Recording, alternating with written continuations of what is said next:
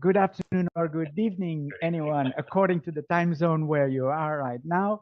It's amazing that we're doing this for the first time in our series, Talk to Your Meeting Doctors. Isn't it, Martin? We are repeating a conversation because we couldn't exhaust the theme on the first occasion.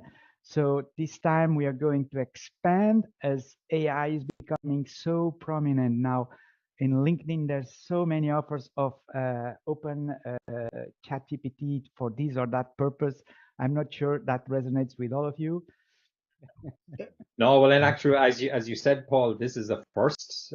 We haven't done two sessions with the same guests back to back since we started this whole series about a little over 2 years ago. But I think what prompted it from our last discussion, we extended the discussion into the area or into the broader question of if AI was to make meetings redundant. Well, our initial question was, will AI make meetings redundant? But the end of our last conversation, we thought out loud, so what could meetings look like if AI was to become a valuable partner in the meeting sphere? And we thought that could be a really interesting topic just to free our minds a little bit and explore just the possibilities. And I think we have absolutely the best three guests that we could possibly have in that area, looking at it from very different perspectives. So maybe just open to the floor and let's just take the conversation wherever it brings us, guys. Exactly. And just to remind our viewers who we have on the show today, in case you just missed the first episode, we have industry pioneer, both on the software maker, on the service side, on the consultancy side, Ilkka Mäkitalo and Karin Overy, because they are in fact pioneers and they've been using AI for meeting support in different ways since a couple of years now. They will tell you more about it. And also Jim Kalbach, not less renowned evangelist of Mural, and he is incredibly active in social media and now probably also unveiling a little bit of the secrets of how AI will help the Mural community to be more effective. Over to you, dear guest speakers. And Martin, perhaps remind us, the topic is really how can we replace meetings in the 21st century, something like that? It's probably a little closer to saying, if we really stretched our imaginations and if we used AI in a really creative, innovative, and probably unexpected way, how could meetings be very different from what we currently understand them to be? Yes, if I start, I think orientation and preparations for the meeting, they are highly important. And quite often when I'm part of meetings or preparing meetings, we open up the dialogue before the meeting. So people are bringing their topics, or if we have selected topics, we are already discussing before the meeting about them. There might be some materials, some annotations about the materials beforehand, so that everyone knows when we come together that what are we going to talk about. Something what we are playing with AI at the moment is like, how could we create the meeting agenda based on the pre-discussion, so that what people are bringing out, how important they are, how much time needs to be spent in different topics, so that there's like objective opinion about what the agenda should look like. So that's one part. So how to be prepared and how everyone is connected to the meeting topic so that we can get most out of the meeting. And Karin, you said that you were testing something. I was also testing something today, something new and fresh. And it's something I realized, yes. It's something that we are going to release soon. It's in internal test, and it's transcriptions that are then analyzed by AI in real time. So today I I was testing it just by myself, like just talking aloud, like my reflection about as a preparation for this meeting. So what is important for me about the meetings, and then every time I recorded something, I published it, and then it came part of AI analysis, summaries, and word clouds, and so on. And then when there was something that I thought that that was actually quite interesting, then I clicked the word from word cloud, and it took me back to transcription of my audio. So having that kind of possibility to like have iterative discussions before and during and after the meeting that is based on spoken language rather than just written text. Oh, how very exciting. That's really interesting. But that prompts me to ask two questions, Ilka. Are we actually saying then that we have a meeting before the meeting that AI is listening into, that AI crafts an agenda from that, let's call it a pre-meeting?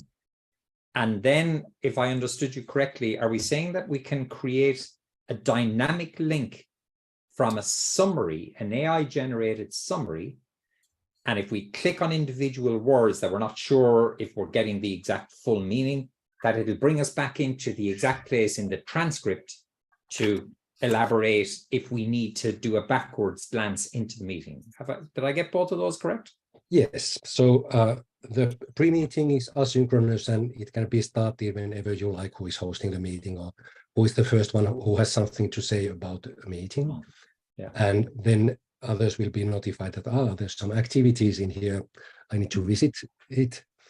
And then what we have been using for years already are like word clouds that are interactive, sentiment analysis. So if I see that, there's appreciation, there's concerns, I can click and I can get a filtered piece of content that is showing and highlighting that where people are like talking about their concerns or appreciations, and then also theme clusters that who are talking and what are they talking about this theme that is interesting for me.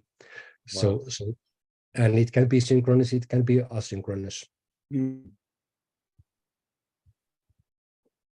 Jim, yeah, I mean, immediate reactions to that? Yeah, it's really exciting. Yeah. The possibilities that new technologies open up. Thing is beyond just AI.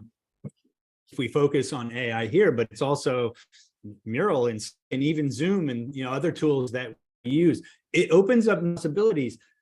The way that I, from a very human perspective, is that there's an imagination problem that we also have at the same time. Historically, you look at the introduction of new technologies into society, we oriented ourselves to prior models. We go marching into the future backwards kind of thing. That I like to give is television. When television first arrived, people said, great, we can now tell stage shows on a stage. If you remember the early TV shows in black and white from the 50s, moderator came out from behind a curtain because they thought, oh, we used to go to a theater, see this entertainment. Now I can broadcast that theater, that entertainment. They didn't reconceive the model of the entertainment. I think that's at the point that we're at right now. It's like the pandemic kind of snapped us out of, into this awakened consciousness. But now it's an imagination problem, I think, to rethink what a meeting is. And the point I made last time, Martin and Paul, was I think that the metaphor of a meeting is monolithic and singular, and that really comes from the old world. And what I think we need to do is shift to meet. We're not about a meeting, it's about how do we meet as a verb, right? And then we can thinking about words like co-create and making together and meaning, and as I was pointing out, it starts to flatten it out. So instead monolithic half-an-hour thing that fits in my schedule that's vertical, I think of a meeting, the next vertical, but to meet is horizontal, can start doing things before and after, and then the mode of co-creating then becomes smaller and smaller so that it's actually a continuum, right? It's not I'm working alone and we meet in kind of this vertical kind of way, but everything it's like horizontal, and we can be meeting as a verb, co-creating in a much more fluid, dynamic way. And I think that's what AI allows us to do. Yeah. Now, I think the barrier is our own imagination. Yeah, that's awesome, Jim. I think we are capturing your sound well, but not the video. But it's the main message got through. But the point for me and the question for you and for all others, Martin and Story, is for me to step in because I'm burning on curiosity. Is that if the meeting concept changes and we are no longer talking about a meeting, but a process of collaboration that can be both synchronous and asynchronous, then my question to you is, what will be the specific value of the synchronous moment? What should we pay attention to those synchronous moments, and how AI can help us there? Sometimes I've been describing a meeting as islands in a flow of a river. So it's a place where we meet, and something has happened before, something is going to happen after the meeting. And I think meetings are good for dialogue. And I think for me, important part of meetings is reflection, so that we have some kind of guiding principles that what good collaboration, what good meetings do look like. And then in the end of every meeting, we analyze that how did we manage. It might be about inviting diversity into the discussion. It might be about good listening. It can be about great questions. It can be about progress of the topics we are talking about. But having that kind of reflection, and AI can be used as a mirror for that. So what kind of reflections AI is doing based on what it gets when it's listening to our talk or our writings during the meeting. But in general, I think the quality of the dialogue is something we should be aiming at when we are changing how the meetings are organized. Yeah, Karen, could I, from a facilitation point of view, like Ilke's point there about meetings being islands in the flow of conversation. Actually, in my PhD thesis, Ilke, I'm not sure if you've read it, but you certainly described very accurately one diagram that I wrote into that thesis, and I called it the kind of discourse flow of the organization, and that meetings punctuated that discourse flow.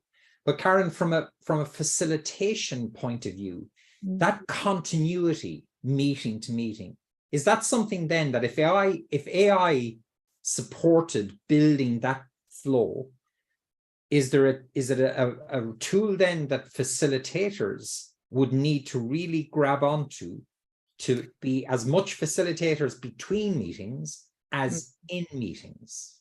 I would say the short answer to that is yes. Yeah. I think facilitators need to embrace it, Yeah.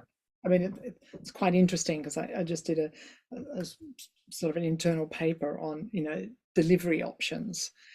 And it's interesting, in the world that we live in, there is still that space for completely analog, and I mean no electricity, let alone Wi-Fi and AI, to this other end, which is completely digitally facilitated with AI, and then there's something in between. So I think for facilitators, the world is definitely changing.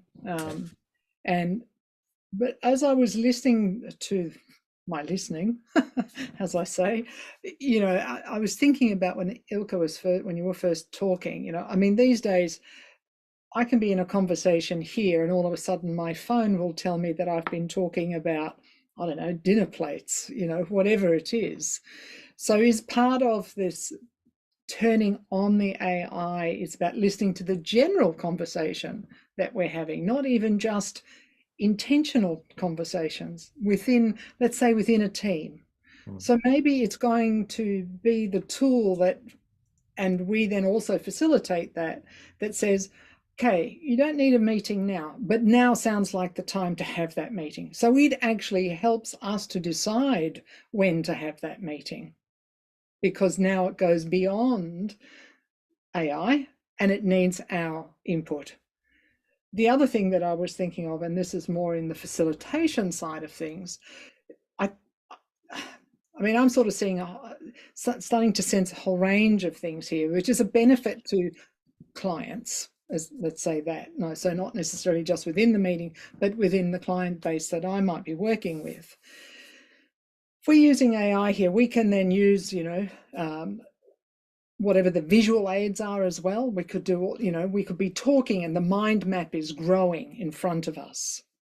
Yeah, so that we don't have to then, okay, we've got the chat type AI, but we also want the visual AI. And I think that will then help spark further creativity from us inside that dialogue, inside that session.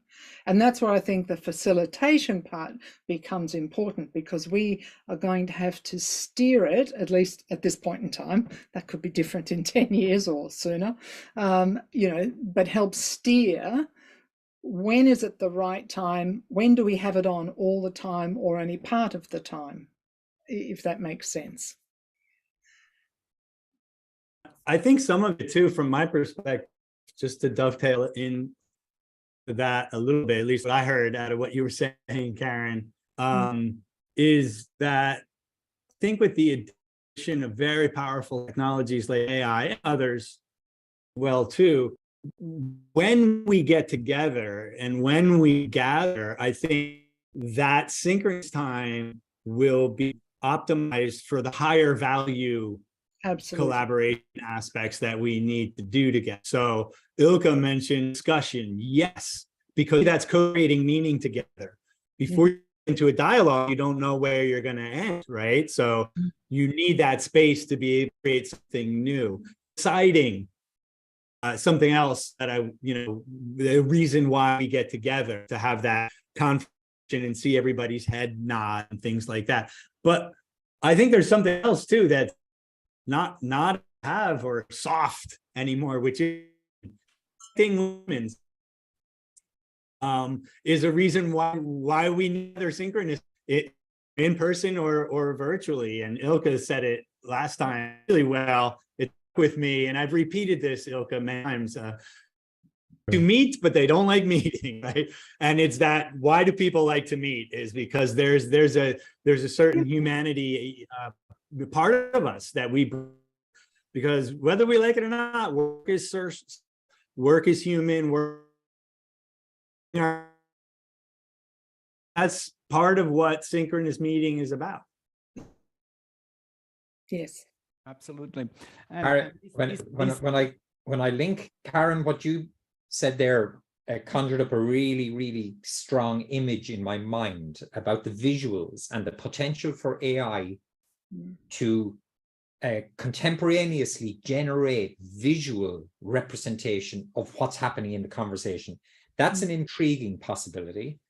And Jim, taking your point there about the value of the synchronous meeting versus the formative input of the asynchronous. So Ilka, I'm leaning back to your very opening idea that AI pre the meeting, we all don't have to be talking at the same time. We can be completely asynchronous.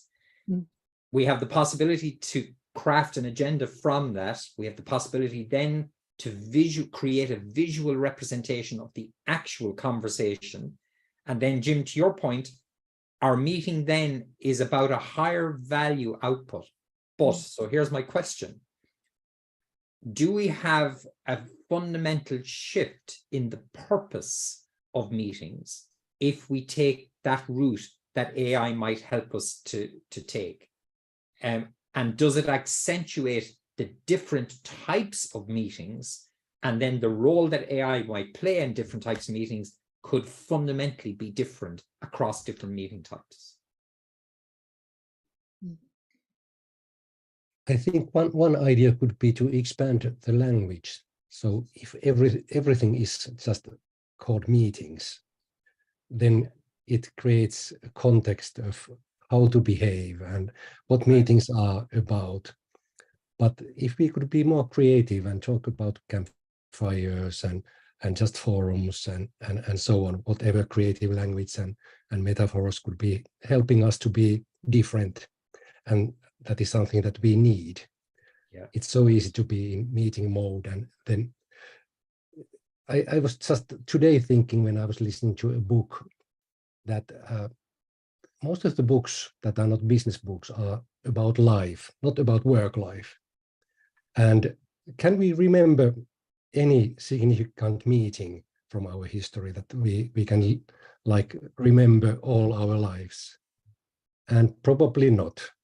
And what are we doing to each other that we are like spending so big part of our life in meetings that they don't matter that much at all? That's exactly where my mind went. And it was funny because, as I was just saying, you know, it changed from the noun meeting to verb. I was thinking, well, then what do we call the synchronous gathering?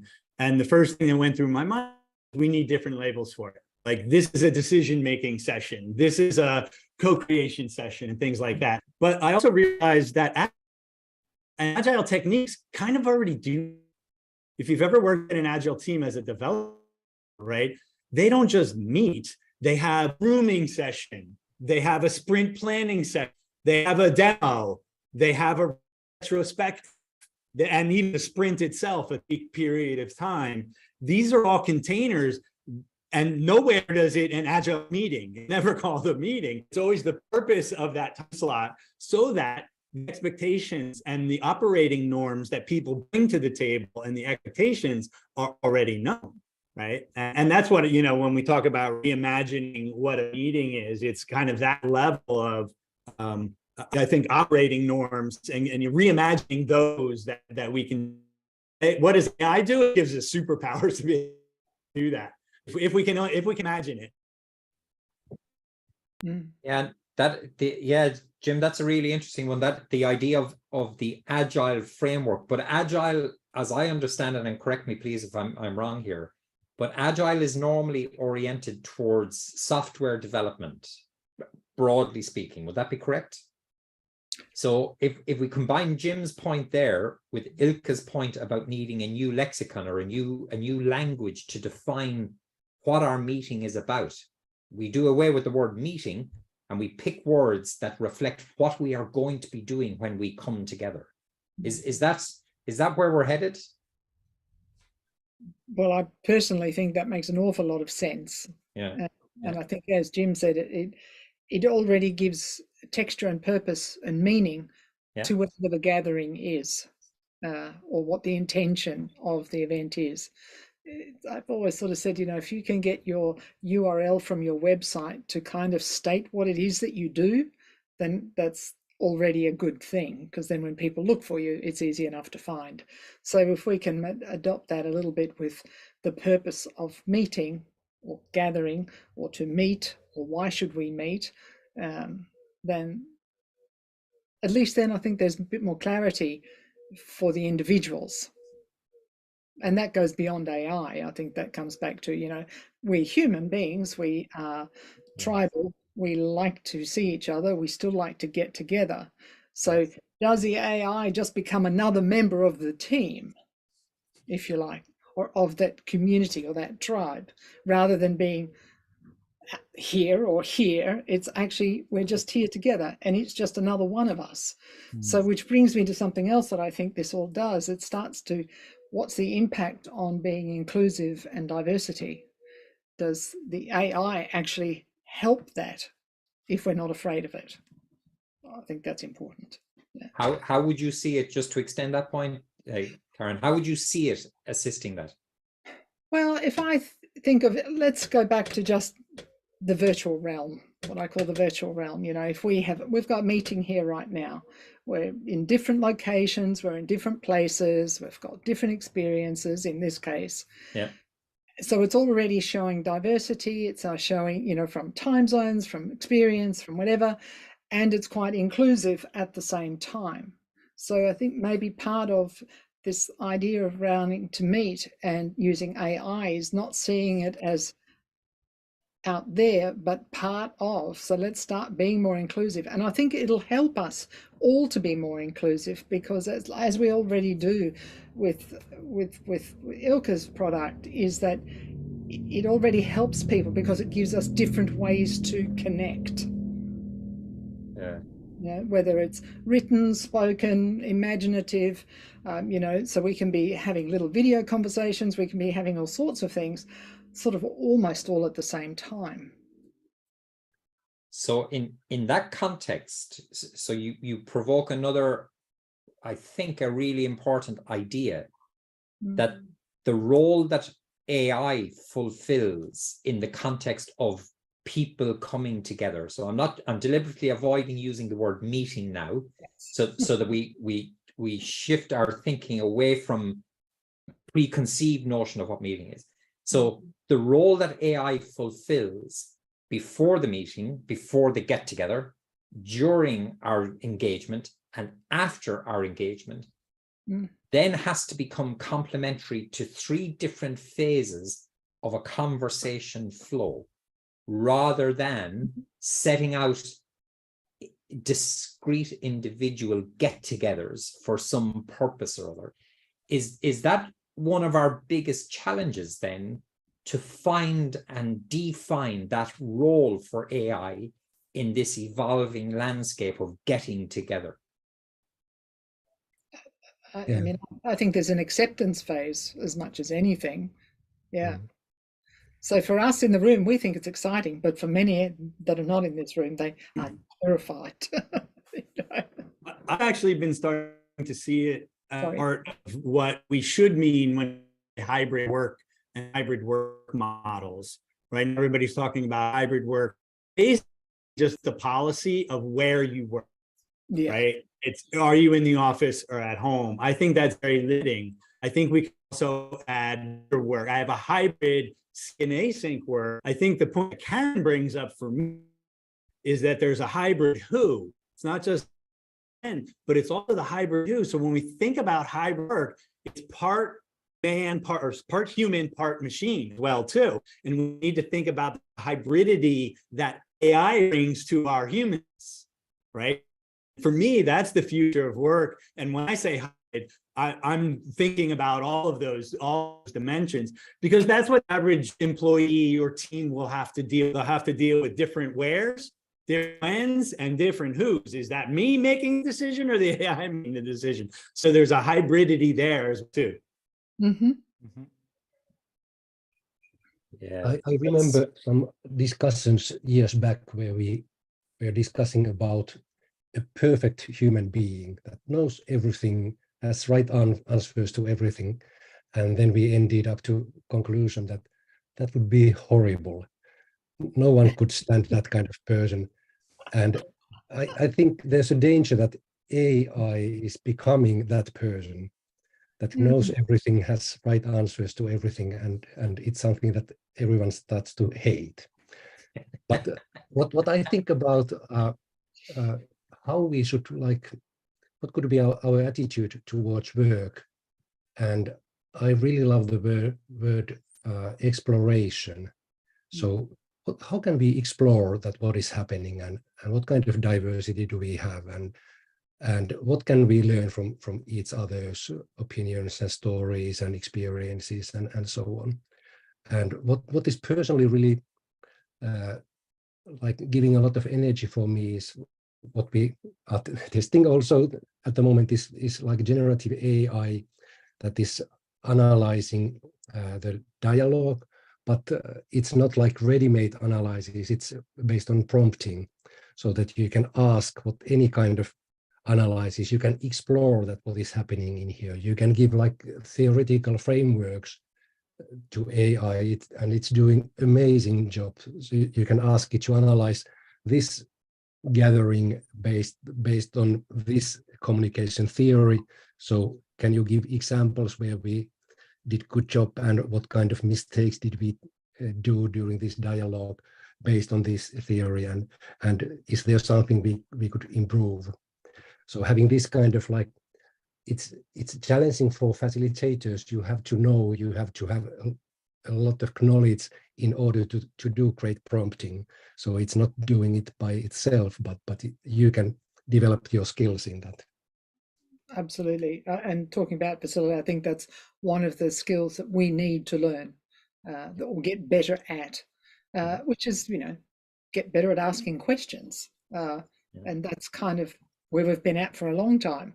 Where we might have been able to get away with it in some ways, now we won't so much, poor questioning. So the skill of asking questions and I think coming back to what, that creativity, so that we can explore those questions with creativity and then see where it goes. And I mean, maybe also there's something, and this is now from the human side, is to be, I can't believe I just said that, but you know what I mean, from the human side, is that we are not afraid to challenge this AI, whatever this being is. It's part of that thinking process. And don't just take everything on face value. I mean, we don't do it with humans, or we shouldn't, so we shouldn't do it with it either. And can I just expand that point, Karen? That idea of thinking, and can I link that with Ilkka, the point that you made there about exploration? Is it fair to say that AI is dumb without people? So that's a statement, and just think about that. Without people input, without the seed, because Jim, I think you mentioned it, and Karen, I think you mentioned it a bit previous, that the input, AI needs input in order to do its analysis, to do its recounting, to do its sorting and its categorization and stuff. So that's thought number one. But thought number two, extending that, one of our leading journalists here in Ireland, his name is Fintan O'Toole. He wrote an article about, I don't know, 6 or 8 weeks ago about AI. He asked AI to write an article in his style. And he said it did a brilliant job, but he said he always has an opinion in his articles. He stands for something. He brings a value or an ethos or a political outlook or something to his article. He said that's what was missing from the AI clone of his article. So here's the question mark. While we can marvel at this point in the evolution of AI, AI is still dumb without people. So I go back to my previous question. Is our first task to really critically define the role of AI in supporting our human get-togethers so that it doesn't get in the way of exploration, creativity, analysis, so that it supports those, but it doesn't get in the way of those? Is that our challenge? Define its purpose, define its boundary, its role, because we can't do anything without people at the end of the day. Yeah, I think the answer is partly in the question, at least the way you phrased it is almost rhetorical. But I think the challenge is to define which AI is going to implement our humanity when we come together as teams, right? And that may be different in different situations, and that might be different in different fields and industries too. I think for me, the part of humanity that's missing from AI, like you said, AI doesn't work without the human input. Part of that input are our emotions and caring about something, and because you can't have an opinion if you don't have emotions, right? People don't have emotional capacity, often can't make decisions. We can't decide unless we bring our emotions to the table. I would also say our imaginations as well too, that we need to bring our emotions and our care about to AI as imagination, because otherwise you're at just everything's going to be mediocre. Like I think your colleague recognized when that AI article was written for him. It's just kind of flat, right?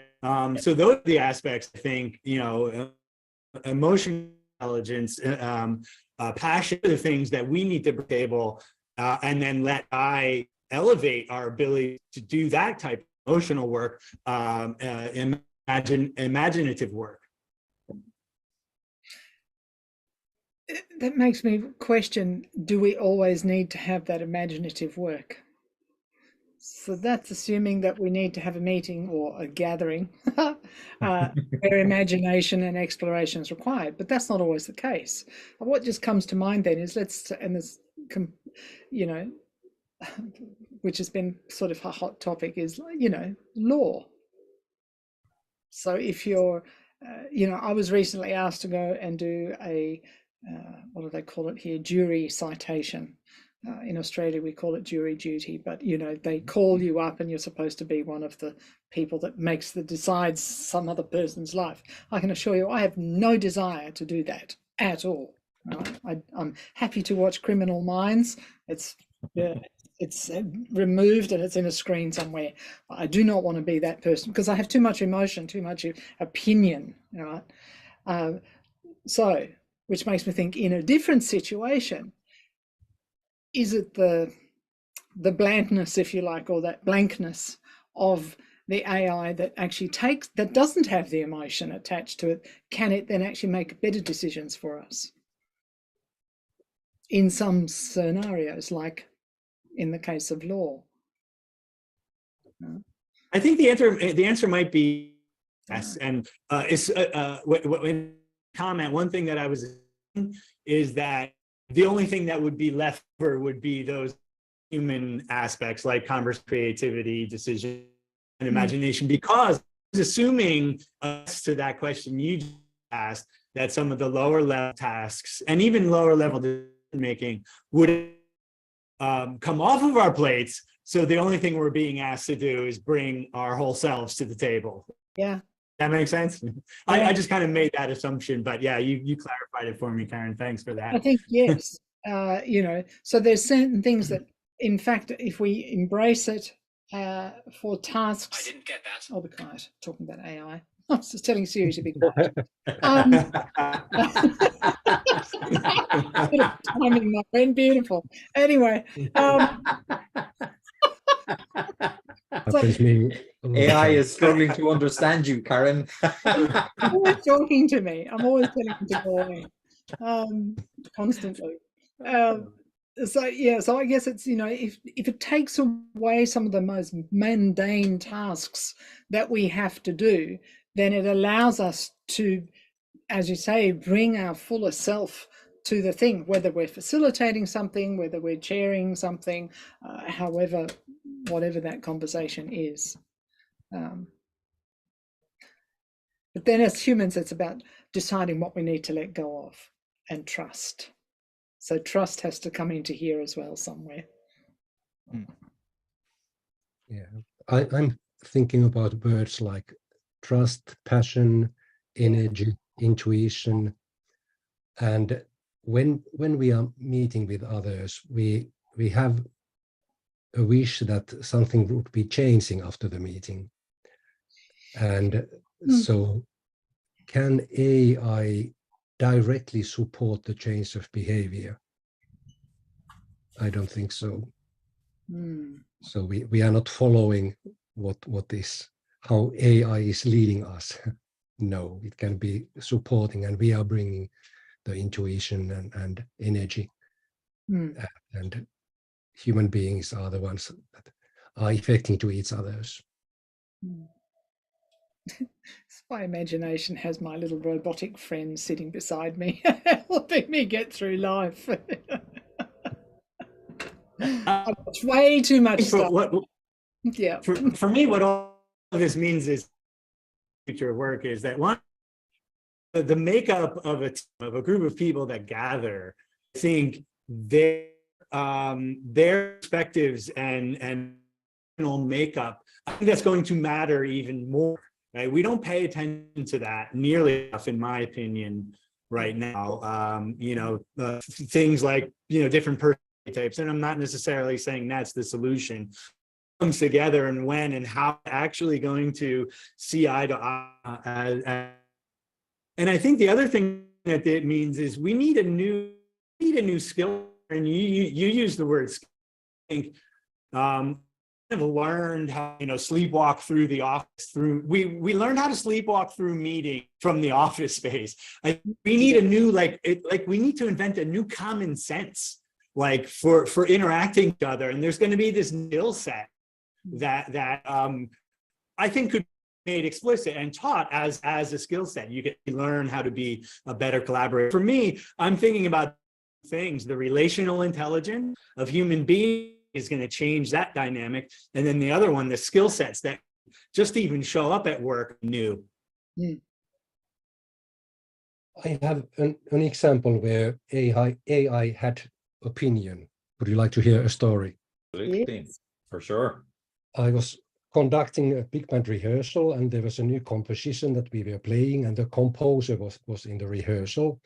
And quite often when I stopped waving my hands, I suddenly hit Siri from my Apple Watch, and we just finalized the first play of the new composition.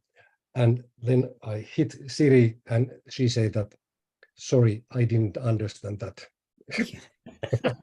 Exactly.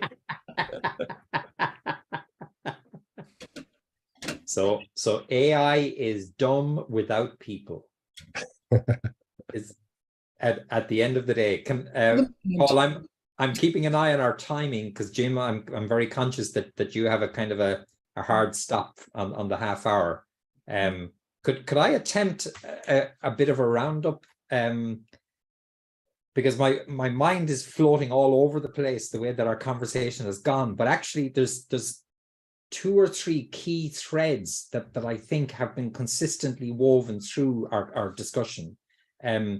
Ilke, you opened with talking about meeting prep and orientation, but we very quickly moved on to the idea that we need to change the language. It's not about meeting because it conjures up too much preconceived ideas. So that you then took us, Ilke, again, you took us into the idea of transcripts and exploration of transcripts and the use of AI to analyze transcripts, summarize transcripts, and then create dynamic links back into the transcript if the summaries don't fully make sense to us. And that's all really valuable material. But this need to shift our thinking on the concept of meeting, and that conjured up the idea of a before, a during, and an after. Central to all of that is this idea that as human beings, we want to get together. But sometimes a big challenge that we have is trying to decipher all of the inputs that are taking place during our get-togethers. So where AI may become a real partner is in the preparation piece, as Ilke identified early on, where it could help us prepare agendas. In the meeting piece, where it can help us to dynamically either create visuals. Karen, you made that point, and there's a real visual out of that, the idea of mind maps and dynamically representing the conversation as it's happening. And then there's the idea of doing summaries after the event with links back into the transcripts to bring us into the full flow if that was necessary. Ilke, can I link that back to the visual that you gave us of conversation, the organization conversation being a river? I called it a river of discourse in my own meeting research, and that islands or meetings are islands within that conversation flow or that river of discourse within organizations. All of that was leading us to say, so what is the precise role that AI can fulfill in the context of getting together for whatever purpose? But that equally brought us into the area of, and I'll pick a number of words that we used. We talked about exploration, creativity, analysis, imagination, emotion.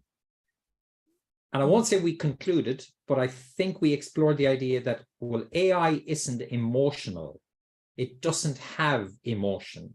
It gives us bland summary, but it doesn't infuse our engagements with passion, with commitment, with diversity, imagination, and stuff.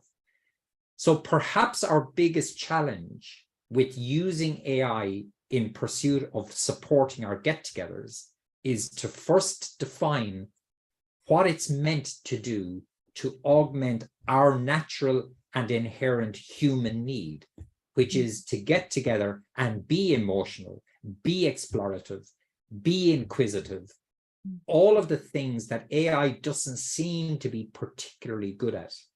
And we just need to figure out, before we go too far forward with AI, to say, what is it good at, and keep it doing what it's good at, and don't let it try and replace the bit that people are not only good at, we are the only ones capable of being emotional, sensitive, explorative, and so on. And maybe out of this conversation, we might not have redefined what our meetings should be, but maybe we've just put a mark on the ground to say, well, let's not engage AI too much more until we very clearly decide what is the boundary for it, how can it add value, rather than being in awe of what it can do that we can't do. But let's not forget what we can do that it can't do. That's amazing. I do, except for that I don't know if we should. I think the way you framed it was first figure it out and then start using. I actually think waiting on that. No, a lot of the things that we were talking about, I don't know what it's going to be like in years, what a meeting will be. Suggesting, and I really liked your point about mindset. I think it's the mindset that you bring to it and the intentionality. I think it's, if you without knowing how it's going to help, you're doing that intentionally and paying attention to it. If that makes sense, it's a nuanced difference from I think the way they, maybe we're in agreement, but I just want to see Martin. I mean, if I can add to that, I think I may have missed a few words that you just said, but I thought it's not about this first, then that. I think it's this and that. Absolutely. And we need to be equally creative with the AI in how we want to use it, how it can benefit us or the environment that we're in or the group that we're with, rather than, no, we're not ready for you yet, because it's here. It's not about not being ready. Yeah, absolutely. It's already here. So it's how do we harness it, I guess. In one word, AI will force us to be even clever, smarter. Yes. And that's the challenge we as a species are going to face, and I'm sure we'll overcome it. Dear viewers, dear guest speakers, thank you so much for being with us here today and for this second part of our conversation. Stay tuned for these, as we are planning for more conversations on the subject with other guest speakers, right? Martin, I think we are not going to stop in the summer, in August and September. Some episodes are planned, and it will be great to keep in touch with these guest speakers and keep this community alive and in contact with each other. So let's close this program today.